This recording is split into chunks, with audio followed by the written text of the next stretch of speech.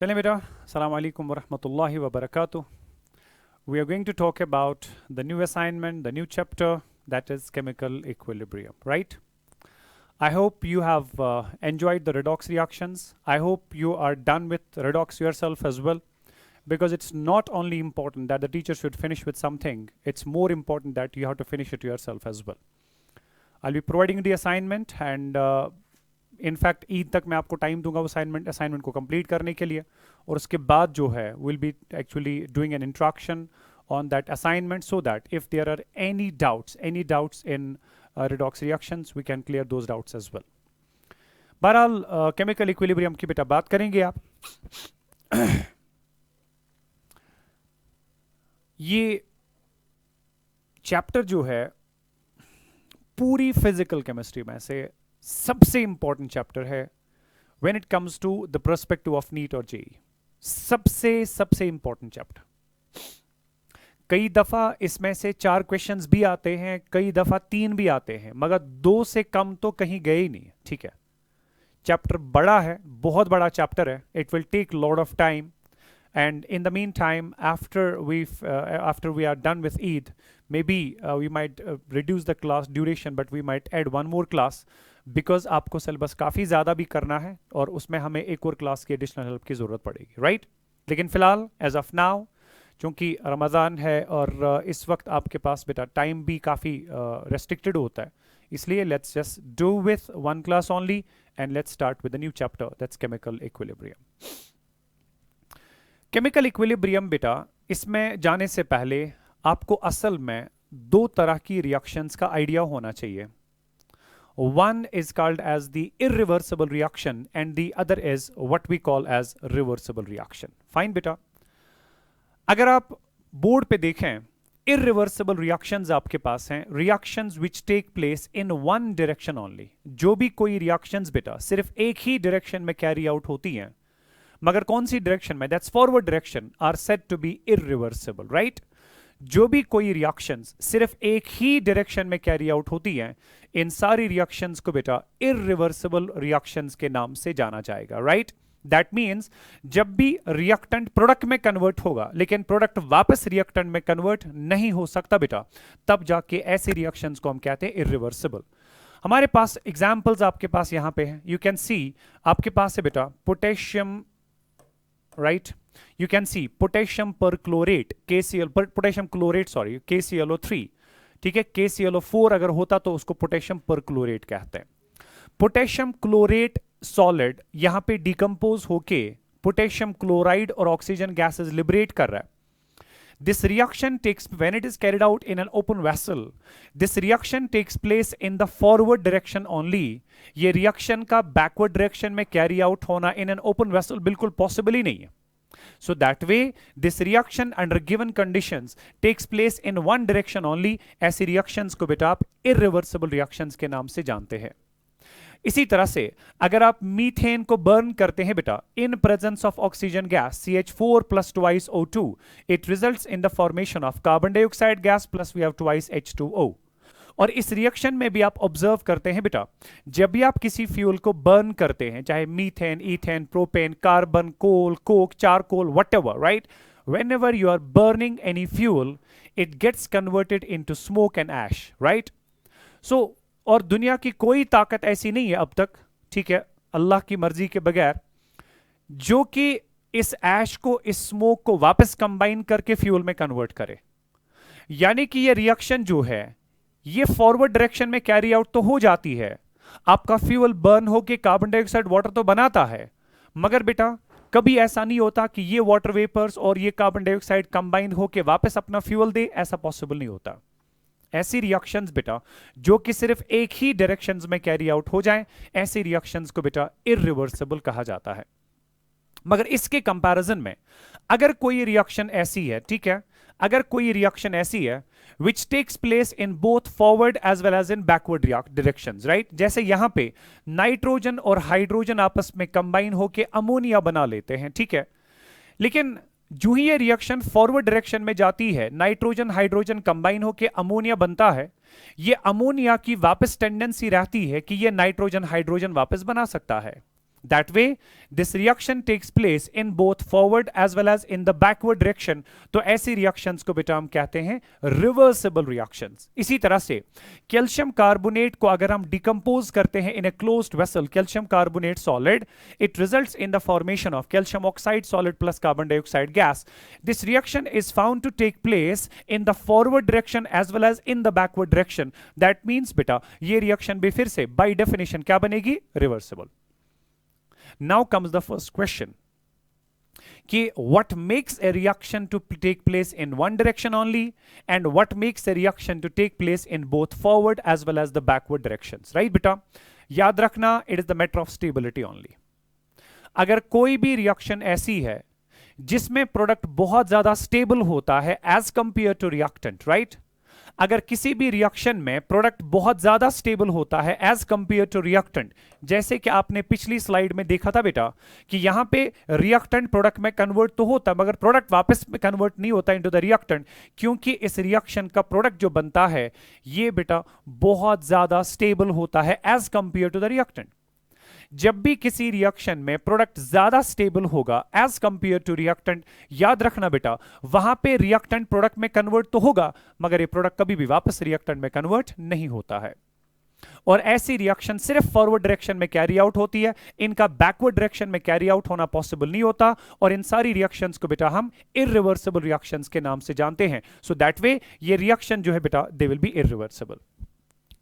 लेकिन अगर हम रिवर्सिबल केस की बात करेंगे, जैसे कि मैं अगली स्लाइड पे बेटा आया था, अगर हम इन रिएक्शंस की बात करेंगे जिनको आपने रिवर्सिबल कहा, इन रिवर्सिबल रिएक्शंस का जो प्रोडक्ट होता है ये एनर्जी वाइज उतना ज्यादा स्टेबल नहीं होता या कम स्टेबल होता है एज कंपेयर टू प्रोडक्ट. जब आपका प्रोडक्ट रिएक्टेंट के कंपैरिजन में बहुत ज्यादा स्टेबल नहीं हुआ या रिलेटिवली कम स्टेबल हुआ, तब जाके आपका रिएक्टेंट प्रोडक्ट में कन्वर्ट तो होता है मगर प्रोडक्ट वापस टेंडेंसी रखता है to get converted back into the reactant. और ऐसे केस में आपकी रिएक्शन जो है it takes place both in forward as well as in the backward directions. और ऐसी रिएक्शंस को बेटा आप रिवर्सिबल रिएक्शंस के नाम से जानते हैं. एग्जांपल आपके सामने बोर्ड पे रखी हुई है. तीसरी बात, जो भी इररिवर्सिबल रिएक्शंस होती हैं इनको हमेशा बेटा एक सिंगल एरो से दिखाया जाता है, double headed in the forward direction. जबकि अगर रिवर्सिबल रिएक्शंस की बात करेंगे इनको हमेशा बेटा दिखाया जाता है विद द डबल एरो मगर with basically the single head only, right? One arrow pointing towards, half-headed arrow pointing towards the forward direction and the half-headed arrow pointing towards the backward direction. और ऐसी reactions बेटा जिनके बीच में कभी आपको reactant और product के बीच में ये sign दिखे, याद रखना ये sign reversibility का है. ये indicate करता है that these reactions are reversible. You can yourself see यहाँ पे आपके पास reversibility का sign है. और जब भी किसी रिएक्शन में आपको रिएक्टेंट्स और प्रोडक्ट्स के सामने ये वाला एरो दिखे बेटा, तब जाके याद रखना that reaction takes place in forward direction only. और ऐसी रिएक्शंस को बेटा इररिवर्सिबल रिएक्शंस के नाम से जाना जाता है. So that was basically my third point. So what we did today was that in the introduction of the chapter, we are trying to understand what are irreversible and reversible reactions. Remember, the reactions which take place in forward direction only, they are irreversible, but which take place in both forward as well as backward, they are reversible. Number two is that what makes a reaction reversible or irreversible, it is the stability, relative stabilities of the reactants and products. अगर reactant के comparison में product बहुत ज्यादा stable हुआ, reactant product में convert तो हो सकता है मगर प्रोडक्शन वापस रिएक्टेंट्स में कन्वर्ट गसां के. लेकिन अगर रिएक्टेंट और प्रोडक्ट की स्टेबिलिटीज में कोई ज्यादा फर्क नहीं है या प्रोडक्ट कम स्टेबल है एज कंपेयर टू रिएक्टेंट, वहां पे जिन कंडीशंस में रिएक्टेंट को आप प्रोडक्ट में कन्वर्ट करा पाते हैं उन्हीं कंडीशंस में प्रोडक्ट वापस रिएक्टेंट में कन्वर्ट हो पाता है. That way reaction takes place in both forward as well as in backward directions. Number 3, irreversible reactions को बेटा नॉर्मली दिखाया जाता है with the help of a double headed arrow in the forward direction only, जबकि reversible reactions को हम हमेशा दो हाफ हेडेड एरोज के साथ दिखाते हैं, one running in the forward direction and the other running in the backward direction. Point number 4. It's not possible for us to just merely look at the reaction and predict कि ये वाली reaction reversible होगी या irreversible, क्योंकि किसी भी product को देख के ये नहीं कहा जा सकता है कि ये ज्यादा स्टेबल कि कम स्टेबल, राइट? जब तक ना आप उस प्रोडक्ट को बेटा प्रैक्टिकली बनाएंगे, ठीक है, और फिर देखेंगे कि वहां पे एनर्जी ज्यादा रिलीज होती है, कम रिलीज होती है, एब्जॉर्ब होती है, इवॉल्व होती है, ठीक है, उसके बाद ही डिसाइड किया जा सकता है कि प्रोडक्ट जो है क्या वो प्रैक्टिकली ज्यादा स्टेबल है या कम। Theoretically या merely looking at a reaction, looking at the reactant, looking at the product, you cannot say reactants are ज्यादा stable kin product. Fine बेटा, जिस वजह से ये चीज प्रिडिक्ट करना, थियोरेटिकली किसी भी रिएक्शन पे नजर मार के ये चीज प्रिडिक्ट करना whether this reaction will be reversible या this reaction will be irreversible, ये चीज बेटा बहुत मुश्किल होता है। But still some categories of reactions have been exclusively actually observed to be irreversible in nature, और वो कैटेगरीज जो है बेटा आपको पता होना चाहिए, राइट? कौन कौन सी रिएक्शंस कैटेगोरिकली इरिवर्सिबल हुआ करती हैं, राइट? तो उनके बारे में मैं आपको बता दूं कि कौन कौन सी रिएक्शंस कैटेगोरिकली हमें इरिवर्सिबल लगती हैं बेटा, हमने इरिवर्सिबल उनको देखा हुआ है। सबसे पहला कंबस्शन रिएक्शंस की हम बात करते हैं, जैसा कि मैंने अभी आपसे बेटा मीथेन की बात की थी, राइट? कंबस्शन रिएक्शंस को जब भी आप देखें, these reactions are found to be irreversible in nature. वहां पे आपका रिएक्टेंट प्रोडक्ट में कन्वर्ट तो हो पाता है, मगर प्रोडक्ट वहां पे वापस रिएक्टेंट में कन्वर्ट नहीं हो पाता। इसी तरह से बेटा हमारे पास रिएक्शंस हैं जिनको आप न्यूट्रलाइजेशन रिएक्शंस कहते हैं। You know, these reactions are the reactions between acid and base, right? मगर एक पर्टिकुलर न्यूट्रलाइजेशन रिएक्शन जिसमें एसिड भी स्ट्रांग होता है और बेस भी स्ट्रांग हुआ करती है, सिर्फ ऐसी रिएक्शन बेटा इरिवर्सिबल होती है। अगर न्यूट्रलाइजेशन में एसिड वीक हुआ बेस स्ट्रांग, या बेस वीक हुई एसिड स्ट्रांग, या एसिड और बेस दोनों वीक हुए, तब जाके रिएक्शन जो है बेटा वो इरिवर्सिबल नहीं, वो रिवर्सिबल होती है। मगर जब एसिड भी स्ट्रांग होगा, बेस भी स्ट्रांग होंगी, तब जाके बेटा आपकी रिएक्शन जो है that will B irreversible in nature. अब मसला ये है, सर हमें कैसे पता स्ट्रांग एसिड क्या होता है, बेस स्ट्रांग बेस क्या होती है, राइट? देखो बेटा, अगर आपके पास कोई एसिड है, सपोज HCl, इस HCl का आपने 1 मोल ले लिया और इसको आपने पानी में डिसॉल्व कर दिया। पानी में डिसॉल्व करने के बाद ये वहां पे आयोनाइज होके H पॉजिटिव और Cl नेगेटिव प्रोड्यूस कर देता है। अगर इसका हर एक मॉलिक्यूल आयोनाइज होके H पॉजिटिव और Cl नेगेटिव प्रोड्यूस कर गया, राइट बेटा? तो ऐसे एसिड्स को बेटा स्ट्रॉन्ग एसिड्स कहा जाता है, जो 100% आयोनाइज होते हैं, 100% एसोसिएट हो जाते हैं। लेकिन इसके कंपैरिजन में अगर HCN की बात करेंगे, it's a weak acid, it's a weak acid. Weak acid वो होता है बेटा जो पूरी तरह से आयोनाइज होके कैटाइंस और एनाइंस प्रोड्यूस ना करे। अगर इसका 1 मोल आप लेंगे बेटा और पानी में उसको डिसॉल्व करने की कोशिश करेंगे, इसमें से 1 मोल में से कभी 0.8 मोल आयोनाइज हो सकते हैं, maybe 0.7, maybe 0.6, maybe 0.5, maybe 0.4, depending upon इसका नेचर भी कैसा है, डिपेंडिंग अपॉन टेम्परेचर भी कैसा है, right? But at the same time you have to remember, ये कभी भी 100% आयोनाइज नहीं हो जाता। तो ऐसे एसिड जो है बेटा, या ऐसी बेसिस जो हैं जो पार्शियली आयोनाइज हो जाते हैं, उनको बेटा हम वीक एसिड्स या वीक बेसिस कहते हैं, और जो 100% आयोनाइज होते हैं उनको स्ट्रॉन्ग एसिड्स कहा जाता है।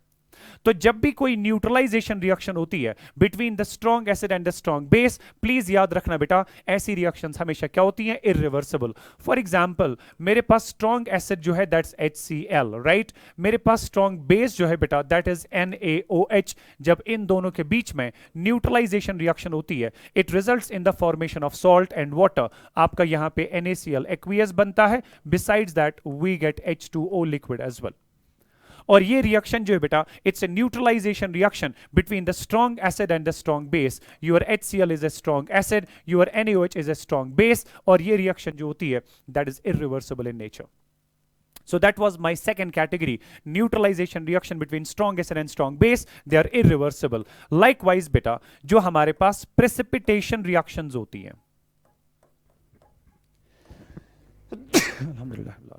जो हमारे पास प्रेसिपिटेशन रिएक्शंस होती हैं, precipitation reactions, right? Precipitation reactions क्या होती हैं? जब भी कोई 2 सॉल्यूशंस आपस में कंबाइन हो जाते हैं और उन 2 सॉल्यूशंस की कॉम्बिनेशन की वजह से अगर वहां पे कोई प्रोडक्ट ऐसा बना जो कि सॉलिड फॉर्म में है, राइट बेटा? यानी कि वहां पे कोई सॉलिड प्रोडक्ट बनता है जो वहां पे वापस डिसॉल्व नहीं हो पाता, तो उस सॉलिड प्रोडक्ट को बेटा कहते हैं प्रेसिपिटेट, और इस रिएक्शन को कहते हैं प्रेसिपिटेशन रिएक्शन। क्योंकि एक बार वो प्रेसिपिटेट बनी, क्योंकि वो वापस डिसॉल्व नहीं हो पाती है, अगर वो वापस डिसॉल्व हो जाती है दैट मीन्स वो सॉल्यूशंस वापस दे देती है।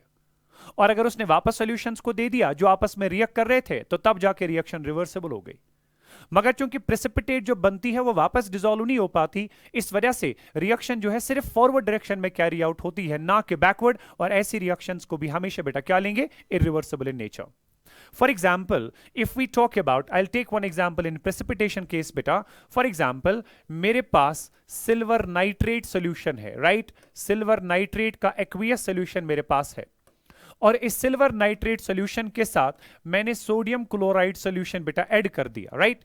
जो ही आप इन दो सॉल्यूशंस की अलग अलग बात करेंगे, they are pure transparent solutions, right? इनमें कोई सॉलिड आपको नजर नहीं आता है, दे आर क्लियर सॉल्यूशंस। लेकिन जो ही आप इन दो को आपस में मिक्स करोगे बेटा, they result in the formation of AgCl, मगर ये AgCl वहां पे सॉलिड बनता है। जब भी कोई दो सॉल्यूशंस की कॉम्बिनेशन से कोई सॉलिड सब्सटेंस बनने लगे बेटा, उस सॉलिड को आप प्रेसिपिटेट के नाम से जानते हैं, राइट? तो यहां पे जो आपका सिल्वर क्लोराइड बना, it is the precipitate form because ये यहां पे सॉलिड फॉर्म में आ गया। And besides that will be having sodium nitrate NaNO3 in the aqueous phase.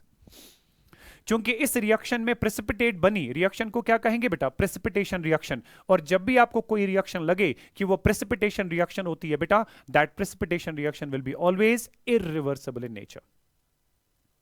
अब मसला ये है सर, अस्कत लगी है, राइट? ये एक इंपॉर्टेंट क्वेश्चन बेटा सॉल्व करने में काम आता है, जहां पे कभी आपको 4 रिएक्शंस वहां से दी जाती हैं। क्वेश्चन बस ये पूछेगा इनमें से कौन सी रिएक्शन इरिवर्सिबल है या इनमें से कौन सी रिएक्शन रिवर्सिबल है। These are the 3 important and the basically exclusively those 3 categories of reactions which are irreversible in nature.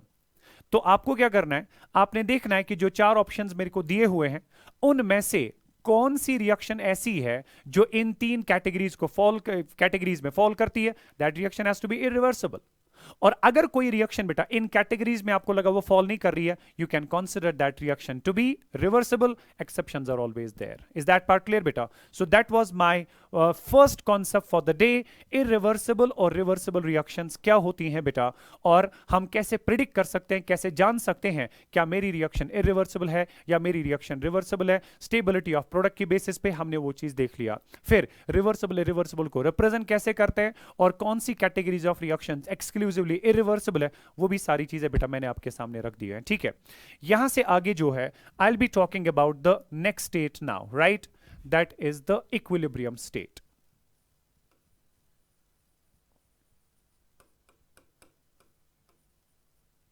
Equilibrium state, देखिए इक्विलिब्रियम स्टेट हमारे पास क्या है।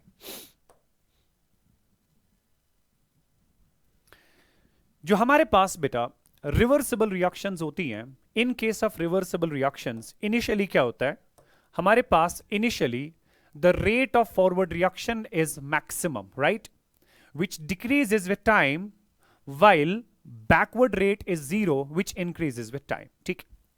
तो मैं यहां पे एक ग्राफ प्लॉट करना चाहूंगा बेटा, ताकि आपको इक्विलिब्रियम स्टेट समझ आए कि इक्विलिब्रियम है क्या। And I am going to plot the graph between the rate and the time. I am going to plot the graph between rate and the time. पहले आपको यह समझना है ये रेट क्या है और कौन से टाइम की बात हो रही है। पहले आप ये समझेंगे, उसके बाद आपको बेटा ये इक्विलिब्रियम जो है पूरी तरह से दिमाग में आ जाएगा। जब भी आप किसी भी रिएक्शन की बात करें, राइट, एक रिएक्शन में जब आपके पास रिएक्टेंट्स अवेलेबल हैं लेकिन अभी आपने उस रिएक्शन को शुरू नहीं किया है, आपने वो कंडीशंस अभी प्रोवाइड नहीं करी, वो टेम्परेचर अभी नहीं दिया जिस टेम्परेचर पे वो रिएक्शन कैरी आउट हो सकती है, वो कैटलिस्ट प्रोवाइड नहीं किया जिस कैटलिस्ट की प्रेजेंस की वजह से वो रिएक्शन कैरी आउट हो जाती है, वो सारी वो प्रेशर आपने नहीं रखा जिस प्रेशर पे वो रिएक्शन कैरी आउट होती है। आपने रिएक्टेंट्स तो ले लिए हैं, रिएक्टेंट की कॉन्सेंट्रेशन तो मैक्सिमम है, मगर एट द सेम टाइम अभी मेरी रिएक्शन स्टार्ट नहीं हुई। कोई भी रिएक्शन का एक ऐसा stage when the reactants are yet to get converted into product, reactants are there but the conditions are not there so that they can get converted into the product, right बेटा? ऐसा stage जो है बेटा, उस stage को हम initial stage of the reaction के नाम से जानते हैं और उस स्टेज के लिए टाइम जो है वो 0 माना जाता है। So whenever I say my reaction is at zero time means reaction has not yet started. Zero time means the reactants have not yet got converted into the product, right? और जहां तक graph की बात है बेटा, graph में ये वाला पॉइंट जो है इसको जीरो टाइम कहा जाता है. जीरो टाइम मींस कि मेरी रिएक्शन जो है वो अभी शुरू नहीं हुई है, मेरी रिएक्शन अभी स्टार्ट नहीं हुई है. और अगर मेरी रिएक्शन अभी स्टार्ट नहीं हुई, बात बहुत सिंपल है बेटा, अगर मेरी रिएक्शन अभी स्टार्ट नहीं हुई, मेरा कोई भी रिएक्टेंट अभी प्रोडक्ट में कन्वर्ट नहीं हुआ, तो रिएक्टेंट की कॉन्सेंट्रेशन जो होगी that will be definitely maximum. Reactant concentration will be maximum. अब ये बात ये समझ लीजिए बेटा कि रेट का, ये तो मैंने टाइम का बता दिया. उसके बाद जो ही आप रिएक्शन को कैरी आउट करते हैं, राइट, फिर रिएक्टेंट धीरे धीरे करके प्रोडक्ट में कन्वर्ट होते चले गए, रिएक्शन को 2 मिनट हो गए, 3 मिनट हो गए, 4 मिनट हो गए, 5 मिनट हो गए, तो ये वाली एक्सीज आपको टाइम बता देता है बेटा कि आप अब रिएक्शन को कितने टाइम से कैरी आउट कर रहे हो. ठीक है ना. तो यहां पे सपोज टाइम 5 मिनट लिखा है, यहां पे 10 मिनट, यहां पे 15, यहां पे 20. इट मींस यहां तक आपकी रिएक्शन 5 मिनट तक कैरी आउट हो चुकी है. यहां तक रिएक्शन ने सपोज 10 मिनट लिए हैं, यहां तक रिएक्शन को 15 मिनट हो चुके हैं कैरी आउट होते होते, यहां तक रिएक्शन को 20 मिनट हो चुके हैं कैरी आउट होते होते. ये आपको टाइम ऑफ द रिएक्शन बताता है, ये वाला axis. Then comes the second part, rate का मतलब क्या होता है. ठीक है, क्योंकि आप क्लास 9th में वेलोसिटी पढ़ चुके हैं, आप कहते हैं rate of change of distance with time, है ना. इसी तरह से बेटा रेट ऑफ रिएक्शन एक और चीज है. रेट, ये रेट जो यहां पे मैं प्लॉट कर रहा हूं, I am actually plotting rate of reaction, right. ये जो रेट यहां पे हमारे पास है बेटा, I am actually plotting rate of reaction. Fine, rate of reaction. अब मसला है कि रेट ऑफ रिएक्शन का मतलब क्या होता है. प्लीज प्लीज याद रखिएगा बेटा, रेट ऑफ रिएक्शन के लिटरल माने होते हैं बेटा चेंज इन कॉन्सेंट्रेशन कितना होता है, राइट. चेंज इन कॉन्सेंट्रेशन कितना होता है. कॉन्सेंट्रेशन जो है, चलो मैं ऐसे लिख देता हूं, I just put it this way, मैं पूरी स्टेटमेंट लिख देता हूं बिकॉज आपके लिए बिल्कुल नई चीज है, आपने अब तक ये रेट ऑफ रिएक्शन के बारे में कुछ शायद ना सुना हो. तो रेट के माने होते हैं change in concentration, right. Change in concentration पर unit time. Per unit time means divided by आपने रिएक्शन को कितना टाइम दे दिया है, राइट बेटा. सपोज आप कभी वेलोसिटी निकालना चाहते हैं, आप वेलोसिटी निकालने के लिए क्या कहते हैं बेटा, velocity is the distance travelled पर यूनिट टाइम, राइट बेटा. आप लिखते हैं उसको डिस्टेंस ट्रैवल्ड पर यूनिट टाइम, कितना डिस्टेंस कितने टाइम में कवर किया है. इसी तरह से रेट ऑफ रिएक्शन के माने होते हैं बेटा change in concentration of a reactant या product per unit time. Per unit time मतलब डिवाइडेड बाय टाइम. ठीक है. अब देखिए, आपने मान लीजिए जब रिएक्शन को शुरू किया तब जाके रिएक्टेंट की कुछ कॉन्सेंट्रेशन जरूर थी, right. There was some definite concentration of the reactant. So at t is equal to 0 when the reaction has not yet started, तो आपके पास रिएक्टेंट कॉन्सेंट्रेशन जो था that was always maximum. Fine बेटा, that was always maximum. Then as you provide all the reaction conditions, as the reactants start get converted into the product, right, तो reactant की concentration जो है बेटा उसमें धीरे धीरे करके एक चेंज आ जाता है, राइट. सो अगर आपने रिएक्शन को सपोज 5 मिनट तक के लिए कैरी आउट किया, 5 सेकंड तक के लिए कैरी आउट किया, 5 घंटे कुछ भी टाइम के लिए कैरी आउट किया, और उतने टाइम में रिएक्टेंट की कॉन्सेंट्रेशन में डेफिनेटली चेंज आ गया. क्यों? क्योंकि रिएक्टेंट तो प्रोडक्ट में कन्वर्ट होता चला गया, रिएक्टेंट तो धीरे धीरे करके रिएक्शन में कम होता चला गया, रिएक्टेंट की कॉन्सेंट्रेशन में डेफिनेटली एक चेंज आ गया. सो जो भी चेंज इन कॉन्सेंट्रेशन आएगा ऑफ ए रिएक्टेंट, राइट बेटा, डिवाइडेड बाय आपने उस चेंज को ऑब्जर्व कितने टाइम में किया, यानी कि कितने टाइम में वो चेंज आई, तो इस रेशियो को बेटा कहा जाता है रेट ऑफ ए रिएक्शन. अगर किसी टाइम इंटरवल में आपको लगा कॉन्सेंट्रेशन ऑफ रिएक्टेंट्स में बहुत ज्यादा चेंज आई, आप कहते हैं कि रेट ऑफ रिएक्शन बहुत ज्यादा है, आप कहते हैं कि रिएक्शन बहुत तेज है. रेट ऑफ रिएक्शन के लिटरल माने होते हैं speed with which the reaction takes place, कितनी तेजी से कोई रिएक्शन कैरी आउट हो रही है. और कितनी तेजी से कैरी आउट हो रही है वो आपको कैसे पता चलेगा, कितनी कॉन्सेंट्रेशन में चेंज आई पर यूनिट टाइम, राइट बेटा. तो किसी टाइम इंटरवल में अगर ज्यादा चेंज आती है इन द कॉन्सेंट्रेशन, आप कहते हैं कि रिएक्शन बड़ी तेज जा रही है. रिएक्शन तेज जाने का मतलब ही है कि रेट जो है बेटा वो ज्यादा है. सो रेट के माने क्या हुए, speed with which the reaction takes place, कितनी तेजी से कोई रिएक्शन कैरी आउट हो जाती है. ठीक है. और उसको कैसे कैलकुलेट किया जाता है, that's calculated as change in concentration divide by time. कितना टाइम आपने रिएक्शन को दिया और उस टाइम में कितनी चेंज इन कॉन्सेंट्रेशन आई, इन दोनों का रेशियो आपको बेटा रेट ऑफ रिएक्शन बता देता है कि रिएक्शन की रेट कितनी है. नंबर 3, रेट ऑफ रिएक्शन के बारे में एक और बात मैं आपको बेटा बताऊं, then I will get back to my slide. अगर आप रेट ऑफ रिएक्शन की बात करेंगे, प्लीज याद रखें किसी भी रिएक्शन की rate at a particular time जो है, it is always directly proportional to concentration of reactants. It's always directly proportional to concentration of reactants for that reaction. ठीक है. चूंकि अगर मैं एक रिवर्सिबल रिएक्शन की बेटा बात करूं जिसमें रिएक्टेंट्स प्रोडक्ट्स में भी कन्वर्ट हो पाते हैं और प्रोडक्ट जो है वापस रिएक्टेंट्स में भी कन्वर्ट हो जाते हैं. अगर हम बात करेंगे at T is equal to zero, right, at T is equal to zero, what does that mean? T is equal to zero, reaction has not yet started. Absolutely right, reaction has not yet started. तो आपके पास reactant की जो concentration है, concentration को लिखा जाता है बेटा with the means of square bracket. अगर मैं स्क्वायर ब्रैकेट में आर लिखूं, it means concentration of reactants. अगर मैं स्क्वायर ब्रैकेट में पी लिखूं, that means concentration of the product. तो ये स्क्वायर ब्रैकेट जो है ये असल में कॉन्सेंट्रेशन रिप्रेजेंट करता है. Fine. So at T is equal to zero, जो रिएक्टेंट की कॉन्सेंट्रेशन थी बेटा, वाज दैट मैक्सिमम और मिनिमम? श्योरली दैट वाज मैक्सिमम, क्योंकि अभी वो प्रोडक्ट में कन्वर्ट हुआ ही नहीं. Then as the time passes on, right, suppose, मगर at the same time अगर हम t is equal to 0 की बात करेंगे, जो आपके पास concentration of product होगा that will be 0. क्यों? क्योंकि अभी तो मेरी रिएक्शन कैरी आउट ही नहीं हुई, अभी तो रिएक्टेंट प्रोडक्ट में कन्वर्ट ही नहीं हुआ. जब रिएक्टेंट प्रोडक्ट में कन्वर्ट ही नहीं हुआ तो मेरे पास प्रोडक्ट कॉन्सेंट्रेशन कितना होगा बेटा? That will be equal to 0. उसके बाद में कंसीडर करूंगा at time equal to T, right. उसके बाद में कंसीडर करूंगा बेटा at t at time equal to t. That can be t seconds, t minutes or whatever, right? फिर उसके बाद जब मैंने रिएक्शन को शुरू किया, बात समझना प्लीज, जब मैंने रिएक्शन को शुरू किया, रिएक्शन को शुरू करने के बाद मेरा रिएक्टेंट धीरे धीरे करके प्रोडक्ट में कन्वर्ट होता चला गया. जब मेरा रिएक्टेंट प्रोडक्ट में कन्वर्ट होता चला गया, so with time reactant concentration जो है बेटा इट विल डिक्रीज, राइट, क्योंकि रिएक्टेंट प्रोडक्ट में कन्वर्ट हो रहा है, रिएक्टेंट कॉन्सेंट्रेशन कम हो जाएगा. But at the same time जो आपके पास प्रोडक्ट की कॉन्सेंट्रेशन है बेटा, that is bound to increase. Product की कॉन्सेंट्रेशन डेफिनेटली यहां से इंक्रीज हो जाएगी, क्योंकि रिएक्टेंट अब प्रोडक्ट में कन्वर्ट हो रहा है, तो प्रोडक्ट की कॉन्सेंट्रेशन धीरे धीरे करके ज्यादा हो रही है. अब उसकी वजह से क्या होगा? क्योंकि हमने कहा कि rate of reaction is directly proportional to concentration of reactants. जब आपके पास t इज इक्वल टू 0 पे रिएक्टेंट कॉन्सेंट्रेशन मैक्सिमम थी, यानी कि ये मैक्सिमम था. फॉरवर्ड रिएक्शन के लिए F यहां पे फॉरवर्ड को रिप्रेजेंट कर रहा है, B यहां पे बैकवर्ड को रिप्रेजेंट कर रहा है. फॉरवर्ड रिएक्शन के लिए ये R जो है बेटा ये मेरे पास रिएक्टेंट है. फॉरवर्ड रिएक्शन के लिए P जो है ये मेरा प्रोडक्ट है. But when you talk of backward reaction के लिए P जो है ये रिएक्टेंट है, बिकॉज बैकवर्ड रिएक्शन में ये P R में कन्वर्ट हो रहा है. सो बैकवर्ड रिएक्शन के लिए ये P जो होगा बेटा रिएक्टेंट बनेगा और ये R जो है ये बैकवर्ड रिएक्शन का प्रोडक्ट बनेगा. मैं चीजों को कनेक्ट करूंगा, ठीक है ना? तो ये चीजें अभी आपको थोड़ा सा हैफर्जर्ड लगेंगी, but once we connect the things together आपको बहुत आसानी से समझ आएगा कि सर क्या कर रहे थे.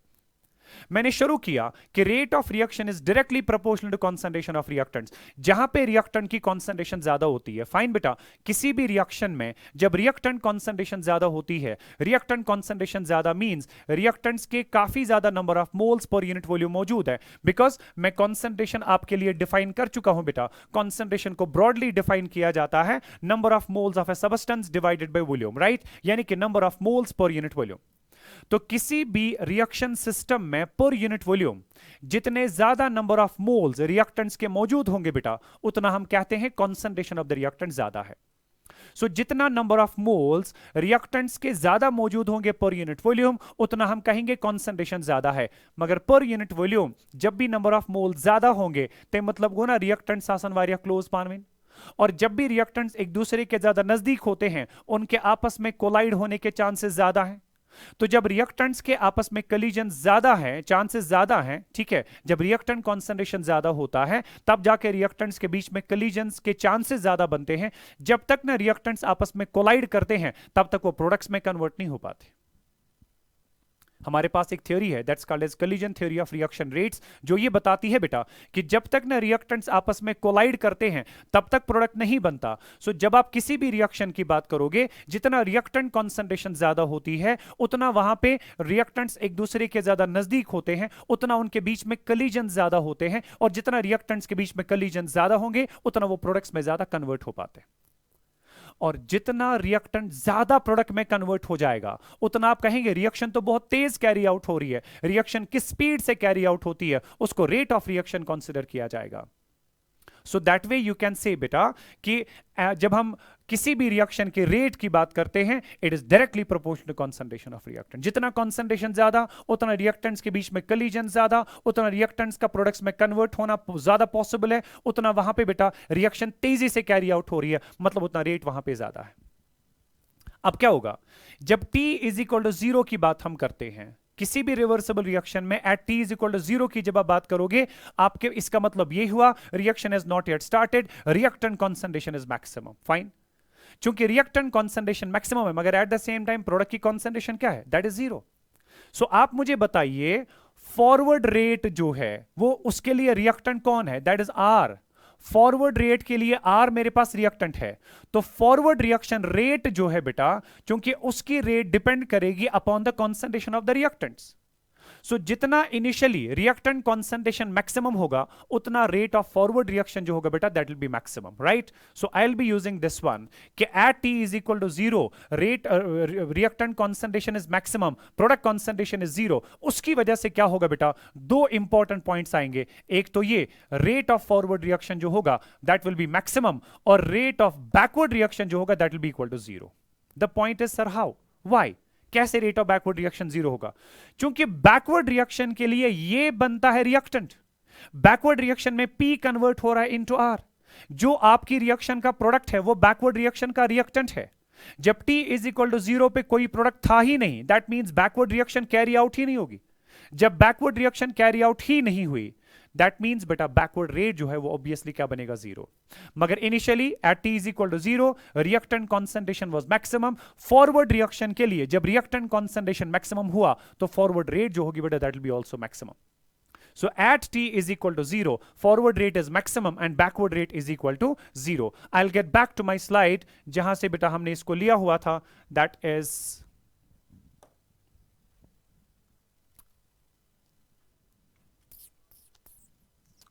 चलिए यहीं पे ले लेता हूं मैं।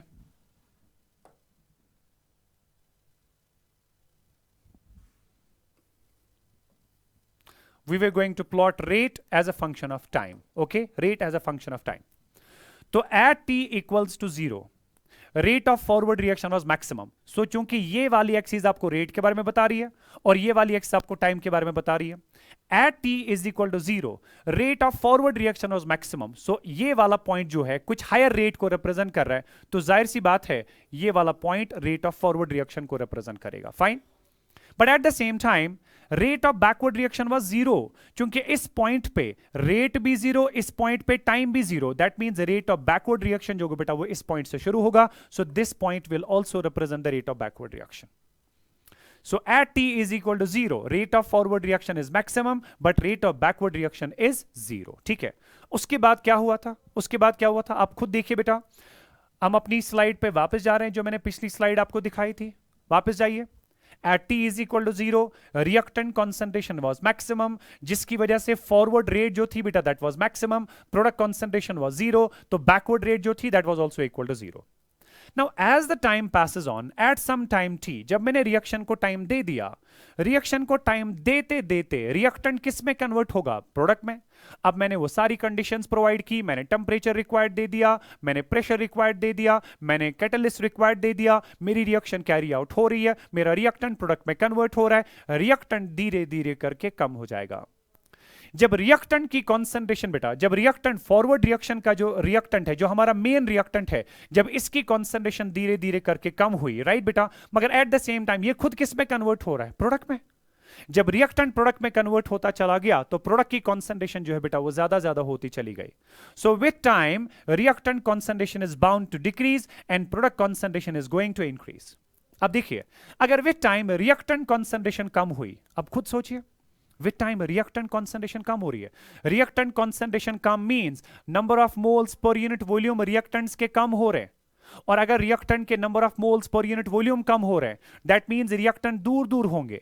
जब रिएक्टेंट्स दूर दूर हुए उनके बीच में कलीजन्स कम होंगे, कोलिजन्स का मींस बेटा रेट ऑफ ये जो आपका रिएक्टेंट है वो प्रोडक्ट में कम कम कन्वर्ट होगा। जब रिएक्टेंट प्रोडक्ट में कम कम कन्वर्ट होने लगा तो रेट ऑफ फॉरवर्ड रिएक्शन जो है बेटा इट मींस वो डिक्लाइन होगा विद टाइम, वो डिक्रीज होगा with time. But at the same time जब मेरा रिएक्टेंट प्रोडक्ट में कन्वर्ट होता चला गया, प्रोडक्ट की कॉन्सेंट्रेशन जो है वो धीरे धीरे बढ़ रही है, बिकॉज रिएक्टेंट प्रोडक्ट में कन्वर्ट हो रहा है और प्रोडक्ट की कॉन्सेंट्रेशन धीरे धीरे करके बढ़ रही है। मगर चूंकि यही प्रोडक्ट जो है वो तो बैकवर्ड रिएक्शन का रिएक्टेंट बनता है और बैकवर्ड रिएक्शन की रेट तो इसकी कॉन्सेंट्रेशन पे डिपेंड करेगा। So as the time passes on, as the reactant get converted into the product की concentration constantly increase हो रही है, constantly increase हो रही है, right बेटा? जिसकी वजह से चूंकि ये backward reaction का reactant बनता है, जब इसकी concentration बढ़ती चली गई तो जाहिर सी बात है बेटा rate of backward reaction is bound to increase with time, right? Rate of reaction is bound to increase with time. So अगर हम अपनी पिछली स्लाइड पे वापस जाएंगे, मैं यहां पे बेटा ग्राफ में फिर से आ रहा हूं। So at t is equal to 0, rate of forward reaction was maximum, rate of backward reaction was 0. As the time passes on, rate of forward reaction is going to decrease. It's going to decrease. क्यों? क्योंकि forward reaction के लिए reactant utilize होता चला जाता है, reactant की concentration कम होती है, क्योंकि rate और concentration of reactant के बीच में direct relationship है। जब reactant concentration कम हुआ, rate of forward reaction is bound to decrease. But at the same time पहले प्रोडक्ट जीरो था, rate of backward reaction was zero, मगर विद टाइम प्रोडक्ट बनता चला गया। प्रोडक्ट बनने का मतलब ये हुआ बेटा rate of backward reaction is going to increase, it's going to increase, it's going to increase, rate of forward reaction is going to decrease. Fine. एक ऐसा स्टेज आता है बेटा एक रिएक्शन में जिस स्टेज पे rate of forward reaction exactly उतना ही आता है जितना रेट ऑफ बैकवर्ड रिएक्शन था। उसका मतलब क्या हुआ? उसका मतलब यह हुआ इस पर्टिकुलर स्टेज पे जितना भी रिएक्टेंट कन्वर्ट हो जाता था per unit time into the product, exactly उतना ही product in the same time वापस कन्वर्ट होता है इनटू रिएक्टेंट, बिकॉज रेट के माने होते हैं चेंज इन कॉन्सेंट्रेशन पर यूनिट टाइम। अब अगर फॉरवर्ड रेट बैकवर्ड रेट के बराबर है, दैट मींस फॉरवर्ड रेट जो है दैट मींस जितना रिएक्टेंट प्रोडक्ट में कन्वर्ट होता था बेटा उतना ही प्रोडक्ट वापस रिएक्टेंट में कन्वर्ट हो रहा है। सो जब rate of forward rate of backward reaction के बराबर आई, इस पर्टिकुलर स्टेज को बेटा, ये जो स्टेज आपके पास रिएक्शन का होता है इस पर्टिकुलर स्टेज को इक्विलिब्रियम स्टेज कहा जाएगा। फाइन। तो ये जो स्टेज आपके पास है इसको असल में इक्विलिब्रियम स्टेज कहा जाता है। And once equilibrium stage is set up, right? Once the equilibrium is set up, उसके बाद बेटा it is an experimental observation that this equilibrium continues to be in the state of equilibrium until and unless it is disturbed by some external force. यानी कि अगर मैं वही temperature इसको रखूं, वही प्रेशर रखूं, वो कैटलिस्ट अवेलेबल रखूं, राइट, ये रिएक्शन जो है बेटा it will continue to be in the equilibrium state, यानी कि rate of forward reaction will continue to be equal to rate of backward reaction. अब ये line rate of forward reaction भी है, अब ये line rate of backward reaction भी है, because once the two rates become equal then they continue to be equal to each other till the day of resurrection, till the day of कियामा this reaction will continue to be in the state of equilibrium. बात समझे बेटा? सो जब equilibrium set होता है उसके बाद ये इक्विलिब्रियम बेटा एक इस स्टेट को एक्वायर, ये स्टेट जो है वंस इट इज सेटअप उसके बाद ये स्टेट सिस्टम छोड़ने की कोशिश नहीं करता। सिस्टम कोशिश करता है नहीं, माई इक्विलिब्रियम हैज बीन अटेन्ड, और हमारा इक्विलिब्रियम जो है बेटा सबसे ज्यादा स्टेबल स्टेट होता है इन अ रिवर्सिबल प्रोसेस। तो इस वजह से इक्विलिब्रियम अटेन होने के बाद कोई भी रिएक्शन सिस्टम जो है इस इक्विलिब्रियम को छोड़ने के लिए तैयार नहीं होता। सो इक्विलिब्रियम स्टेट क्या है? मैंने कहा कि जब हम बात करेंगे, मैं पिछली स्लाइड पे बेटा वापस जाना चाहूंगा। हां, ये यहां से हमने शुरू किया था। इन case of reversible reactions initially the rate of forward reaction is maximum, मैंने बता दिया कैसे, विच डिक्रीजेज विद टाइम। क्यों घटता है? क्योंकि रिएक्टेंट कॉन्सेंट्रेशन कम हो रही है और रेट की कॉन्सेंट्रेशन के साथ डायरेक्ट रिलेशनशिप की वजह से रेट भी डिक्रीज हो जाएगी। While backward rate is zero. क्यों? क्योंकि पहले कुछ प्रोडक्ट होता ही नहीं है,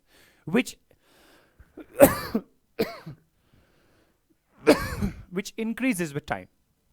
जो बैकवर्ड रेट होती है बेटा दैट इंक्रीज विद टाइम, जबकि फॉरवर्ड रेट जो है दैट डिक्रीजेज विद टाइम। ठीक है, ग्राफ हमने नेक्स्ट पे लिया था। अगर हम यहां पर भी ग्राफ को दिखाना चाहें, ये ग्राफ भी बिल्कुल इसी तरह का जाएगा। Once the two rates become equal then they continue to be equal to each other. तो ये स्टेटमेंट फिर से आप याद रखिएगा बेटा।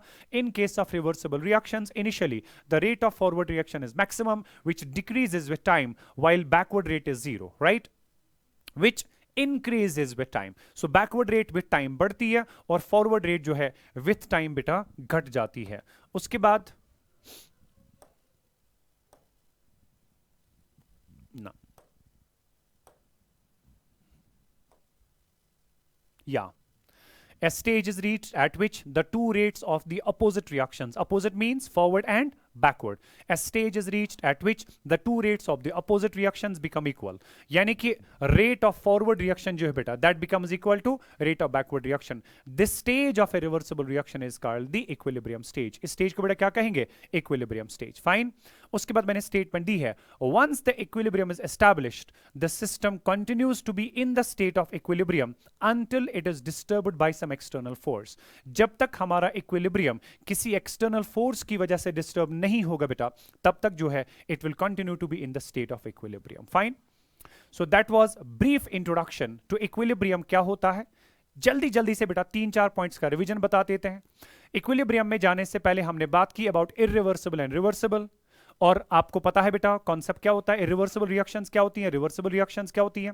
उसके बाद हमने दूसरा पॉइंट डिस्कस कर दिया कि रिवर्सिबल रिएक्शंस में इनिशियली रिएक्टेंट कॉन्सेंट्रेशन होता है मैक्सिमम, प्रोडक्ट कॉन्सेंट्रेशन होता है 0, क्योंकि फॉरवर्ड रिएक्शन के रेट जो है that depends upon the reactant concentration, जिस वजह से rate of forward reaction at T is equal to 0 is maximum, जबकि रेट ऑफ बैकवर्ड रिएक्शन जो थी that was 0 because product concentration was 0. But as the time passes on reactant खर्च होता चला जाता है, जिसकी वजह से रेट ऑफ फॉरवर्ड रिएक्शन कम मगर प्रोडक्ट बनता चला जाता है, जिसकी वजह से रेट ऑफ बैकवर्ड रिएक्शन ज्यादा हो जाती है. तो रेट ऑफ फॉरवर्ड रिएक्शन घटती रहती है, रेट ऑफ बैकवर्ड रिएक्शन बढ़ती रहती है. फिर एक ऐसा स्टेज आता है बेटा जिस स्टेज पे rate of forward reaction rate of backward reaction के बराबर आता है. वो जो स्टेज होता है रिवर्सिबल रिएक्शन का, इसको आप इक्विलिब्रियम स्टेज के नाम से जानते हैं. फाइन बेटा. So once the equilibrium is established the system continues to be in the state of equilibrium until it is disturbed by some external force. Right. So हम अपने इक्विलिब्रियम में ही रात भर रहेंगे, तो इंशाल्लाह कल हम आगे बात करेंगे. Tomorrow we'll be talking about the characteristics of equilibrium. Hope you understand the concept. इसमें कोई भी दिक्कत आई please write to me. Then we will have a bit of revision tomorrow as well. But I hope that it will be clear to you. Thank you so much. Stay blessed. Allah Hafiz.